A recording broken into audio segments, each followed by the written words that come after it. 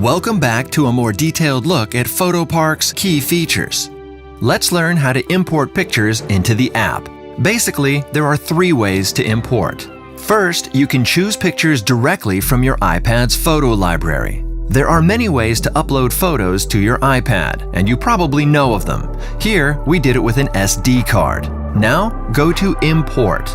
You should find thumbnails of all your photos, and you can select the ones you want to work with. Here, we're going to take a break and talk briefly about another important aspect of PhotoPark, the directory structure.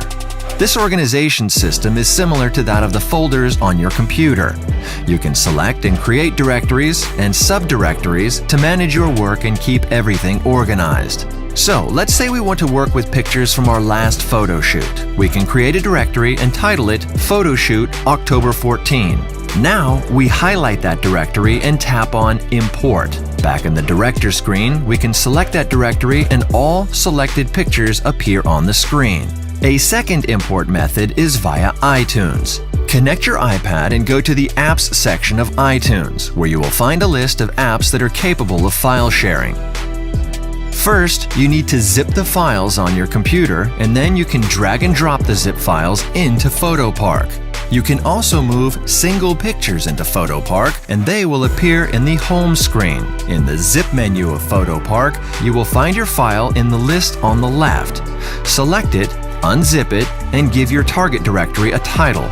Then you will find your pictures in that directory. Or, if you zipped a folder with subfolders, you will find them as corresponding subdirectories, and so on. The third method for importing pictures is via email. If you receive a zip file containing pictures, you can send that file directly from your iPad's email application to PhotoPark.